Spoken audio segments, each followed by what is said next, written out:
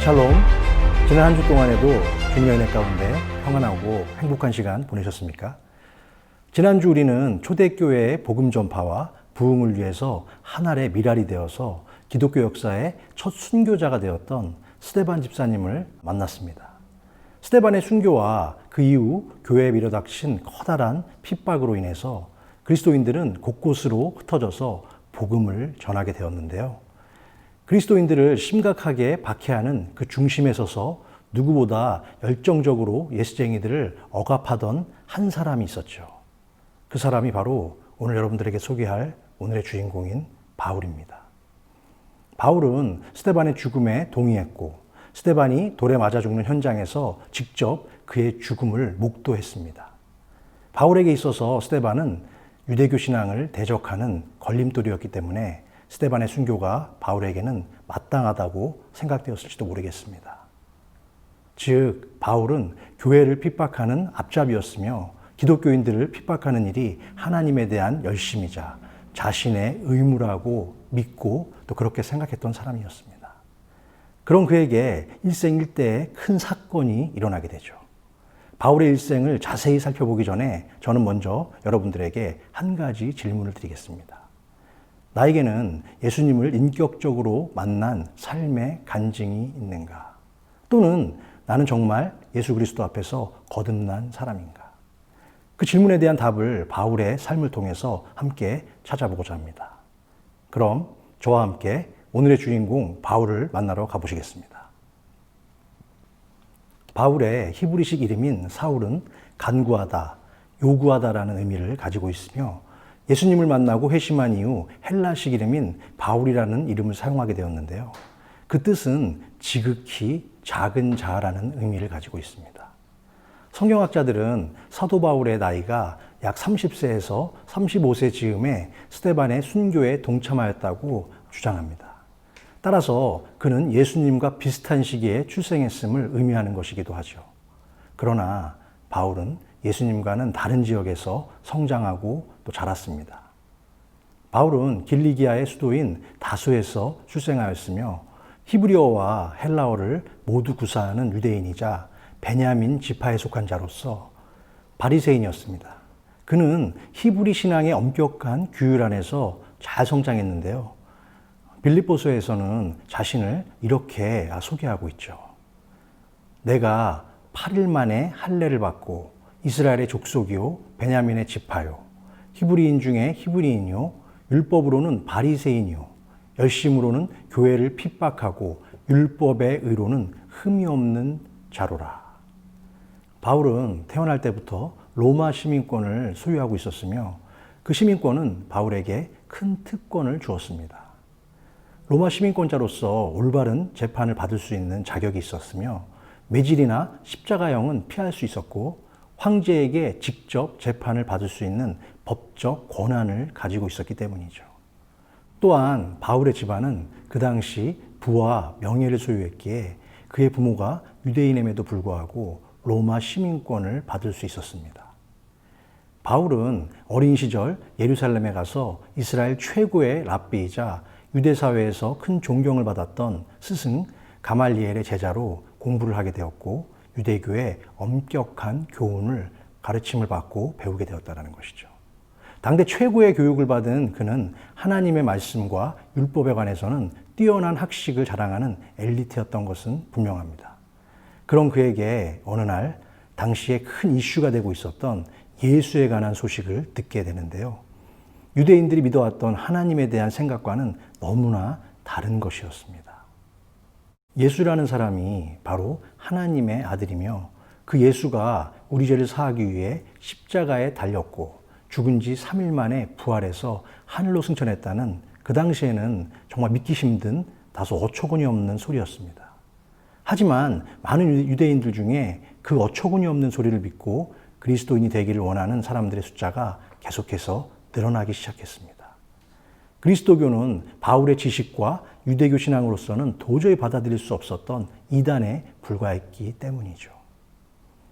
하나님에 대한 열심이 그 누구보다 탁월했던 바울은 그 헛소리를 잠재우고 이단을 처단하는 일에 자신의 인생과 삶을 바치기로 결심하고 그때부터 그리스도인들을 잡아서 옥에 가두고 그들을 핍박하기 시작했습니다. 그럼 오늘 본문을 한번 읽어보겠습니다. 사울이 주의 제자들에 대하여 여전히 위협과 살기가 등등하여 대제사장에게 가서 다메섹 여러 회당에 가져갈 공문을 청하니 이는 만일 그 도를 따르는 사람을 만나면 남녀를 막론하고 결박하여 예루살렘으로 잡아오려 함이라. 사울이 길을 가다가 다메섹에 가까이 이르더니 호련히 하늘로부터 빛이 그를 둘러 비추는지라. 땅에 엎드려져 들음에 소리가 있어 이르시되 사울아 사울아 내가 어찌하여 나를 박해하느냐 하시거늘. 대답하되 주여 누구시니까? 이르시되 나는 내가 박해하는 예수라. 그리스도인들을 향한 바울의 핍박이 얼마나 심했는지 성경은 그의 모습에서 위협과 살기가 등등했다라고 증언하고 있습니다. 바울은 다메섹에 있는 그리스도인들을 잡아서 처단하기 위해서 대제사장들에게 체포영장을 발급받아서 다메섹을 향해 가던 중 그의 인생을 송두리째 뒤흔들고 바꿔놓는 놀라운 사건을 경험하게 됩니다. 바로 예수님께서 바울을 찾아오신 것이죠. 그는 다메섹 도상에서 하늘로부터 오는 큰 빛을 보고 땅에 엎드러지고 맙니다. 빛으로 나타나신 예수님께서 사울아 사울아 내가 어찌하여 나를 핍박하느냐. 그러자 깜짝 놀란 바울은 어떻게 하죠? 주여 누구십니까? 라고 묻죠. 그러자 예수께서는 나는 내가 박해하는 예수다 라고 대답하십니다. 예수 그리스도와 인격적인 만남으로 인해서 바울은 예수님이 진짜 살아계신 하나님의 아들이라는 사실을 자신의 마음속 깊이 깨닫게 되고 또한 믿게 됩니다. 강한 빛으로 인해서 3일간 눈이 멀었던 그는 아나니아라는 주님의 제자에게 안수를 받은 이후 눈에서 비늘 같은 것이 벗겨지는 것을 경험하게 되고 눈을 뜨게 되죠. 그 후에 세례까지 받게 됩니다. 즉 다메섹 도상에서 바울은 인생의 가장 중요한 전환점, 즉 터닝 포인트를 맞이하게 된 것입니다. 그는 온전한 회심을 통하여 거듭난 그리스도인으로서의 새로운 인생과 삶을 시작하게 되었다는 것입니다. 사랑하는 성도 여러분, 서두에서 저는 여러분들에게 한 가지 질문을 드렸습니다. 나에게는 예수님을 인격적으로 만난 삶의 간증이 있는가? 혹은 나는 정말 거듭난 사람이 맞는가? 여러분들은 사울이 회심하여 바울이 된 것처럼 예수님을 인격적으로 만나고 온전히 거듭난 체험을 갖고 계십니까? 예수를 구주로 믿고 따르게 된 동기와 환경은 사람마다 다양합니다. 예수님을 친히 배웠던 사도들과 성도들은 예수님으로부터 천국 복음을 직접 들었고 신비한 이적을 체험하면서 마음을 열고 제자가 되기로 결심합니다. 또한 사도 바울처럼 극적인 체험과 함께 예수를 믿은 사람은 강렬한 회심의 체험이 있었고 그날의 기억이 뚜렷하게 남아있기도 하죠. 그러나 어려서부터 예수를 믿은 사람은 어떻죠?